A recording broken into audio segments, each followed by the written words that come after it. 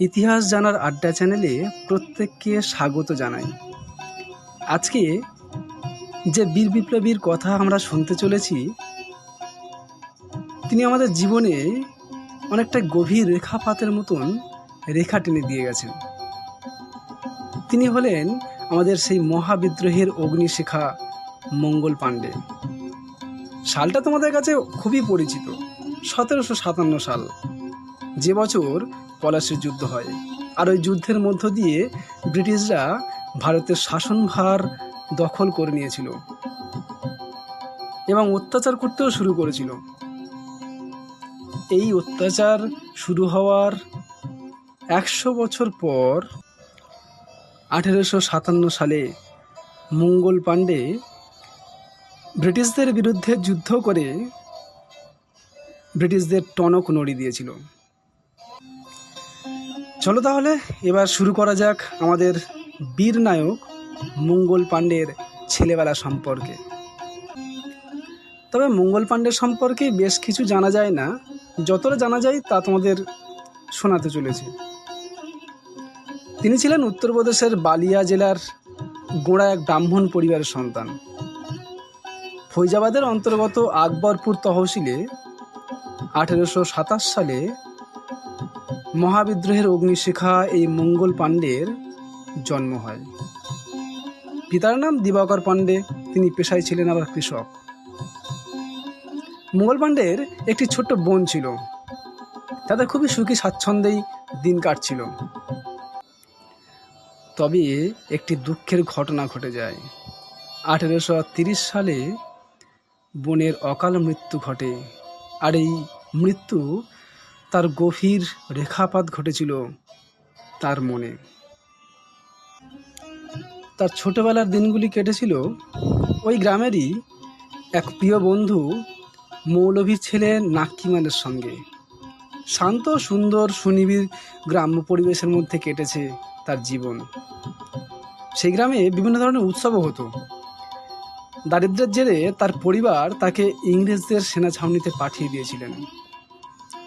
East India কোম্পানির বেঙ্গল আর্মিতে যোগ দিয়েছিলেন এবং তিনি ছিলেন 34 নম্বর রেজিমেন্টের সৈনিক। তার একটা নাম্বারও দেওয়া হয়েছিল, 1446। পুজো আচ্ছা এবং ধ্যানে তার সময় ছিল। ব্যারাকপুরের প্রায় সমস্ত মানুষই তাকে শ্রদ্ধা করতেন এবং ভালোবাসতেন। তিনি দুবেলা গঙ্গা স্নান করতেন, 3 সন্ধ্যায় গায়ত্রী মন্ত্র জপ করে সান্নিক আহারও করতেন। তবে তিনি নিজে ধর্মভীরু হলেও ইসলাম ধর্ম বা অন্যান্য ধর্মের প্রতি তার শ্রদ্ধাও ছিল অনেক, আর সেই কারণেই সকলের কাছে প্রিয় পাত্র হয়ে উঠেছিলেন।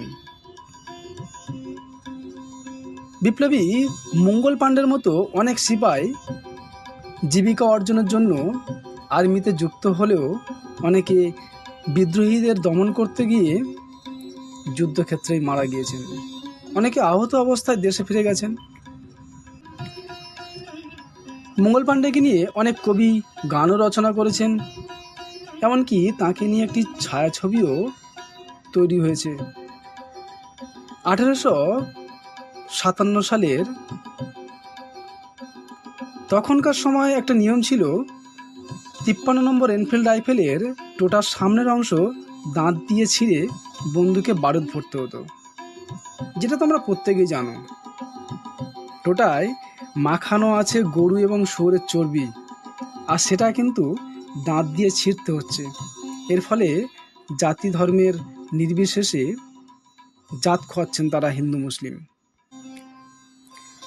আর তাই হিন্দু মুসলিম সৈনিকেরা পাণ্ডেজির মতামতের জন্য অপেক্ষা করছেন। সিপাহীদের মধ্যে ইংরেজদের প্রতি রাগ আরও বাড়ছে। ভারতীয় সৈনিকেরা বুঝতে পেরেছিলেন ইংরেজরা তাদের ভাতে মারতে চাইছে, কিন্তু ইংরেজরা তা পারছে না। পাণ্ডেজির মতো প্রত্যেকেই সেনাবাহিনীতে যোগ দিয়েছে, আর পেটের দায়ে তারা কাজ করতে এসেছে ঠিকই, কিন্তু জাত খোয়াতে কে রাজি? একদিন ঘটনা হলো যে গভীর রাতে কয়েকজন মিলে পাণ্ডেজির সাথে দেখা করতে এসেছিল। তখন সবে পাণ্ডেজি পুজো সেরে উঠেছেন। আর কপালে জলজল করছে রক্ত তিলকের ফোঁটা, গলায় একটা ধপধপে সাদা মোটা পইতে। তারা সকলে পাণ্ডেকে বলতে এসেছিল যে গরু আর এই শুয়োরের চর্বি মাখানো টোটার ফলে তাদের জাত যাচ্ছে, এইসব নিয়ে তারা আলোচনা করতে এসেছিল। আর সেই কারণে সিপাহীরা কি করবে তার আলোচনা করতে পাণ্ডেজির সঙ্গে দেখা করতে এসেছিল। তাতে পাণ্ডেজি শুনলেন, চিন্তা ভাবনা করে তিনি বললেন, ওই টোটা আমরা কেউ ব্যবহার করব না, তা জানিয়ে দিতে হবে ইংরেজদের। আর যে কোনো মুহূর্তেই বিদ্রোহের ডাক উঠতে পারে, তোমরা কিন্তু তৈরি থেকো। 1857 সালের মার্চ মাসের শেষের দিক, শীত প্রায় শেষাগত। সকালের হিমের পরশের শিশির বিন্দু, সকালের ঝকমকে রোদ, পাতা ঝরে পড়ছে, আর এই সময় আর্দ্রতাও বেশি। কিছু দূরেই কুলুকুলু করে বয়ে চলেছে পতিত পাবনী গঙ্গা। আর সেখানে ব্যারাকপুরে 1857 সালের 29শে মার্চ বসন্তকালের মনোরম সকালের মতো সেদিনও ঝিরঝিরে হাওয়া দোলা দিচ্ছে গাছের পাতায় পাতায়। খুশি মনে গান গাইছে পাখিরা। ছাউনিতে সিপাহীরা তৈরি হচ্ছে আর একটি নতুন দিনের কাজ শুরু করার জন্য। একজন ইংরেজ সৈনিক হাডসন কিছুক্ষণ আগে ঘোড়া ছুটিয়ে সেখান থেকেই গেছেন। তিনি একা ছিলেন না, তার সাথে আরও অনেক সামরিক অফিসারও ছিলেন। আর এই সকালে কেউ কেউ পাণ্ডেজির সঙ্গে গিয়ে পাণ্ডেজির কাছে গিয়ে তারা প্রণাম করে চলে আসে। তারা ভাবছে হয়তো পাণ্ডেজিকে বাধ্য করবে ইংরেজরা তাকে ওই টোটা দাঁত দিয়ে ছিঁড়তে। বোধহয় পাণ্ডেজি রাজি হবে না, আমাদের এটাই বিশ্বাস। সেই নির্মল প্রভাতে কেউ ভাবেনি যে ব্রিটিশ কোম্পানির ভারত শাসনের সূর্য অস্তমিত হওয়ার সূচনা ব্যারাকপুরের ওই ছাউনিতেই শুরু হবে। এবার দিন গোনার পালা। শুরু হবে ভারত মাতার এক বীর সৈনিকের আত্মবলিদানের কাহিনী। পলাশী যুদ্ধের ঠিক 100 বছর পরে এই ধর্মযুদ্ধের সূচনা হলো। প্রথমেই ওই ব্যারাকপুরের সৈনিকেরা তৈরি হচ্ছে। হঠাৎ সামনের প্যারেড মাঠে ছুটে এলেন এক ক্ষিপ্তপ্রায় সৈনিক। তার হাতে একটি বন্দুক। দৃপ্ত ভঙ্গিতে বন্দুক উঁচু করে ধরে চিৎকার করে উঠলেন, ভাই সব, আর চুপ করে বসে থেকো না, ফিরিঙ্গিদের তোমরা মেরে ফেলো, এসো মারো মারো। যিনি এই নির্দেশ দিলেন তিনি কে জানো? তিনি মঙ্গল পাণ্ডে। মেজর হাডসন, ইংরেজ সৈনিক, সেই সময় সেখান থেকেই ফিরছিলেন।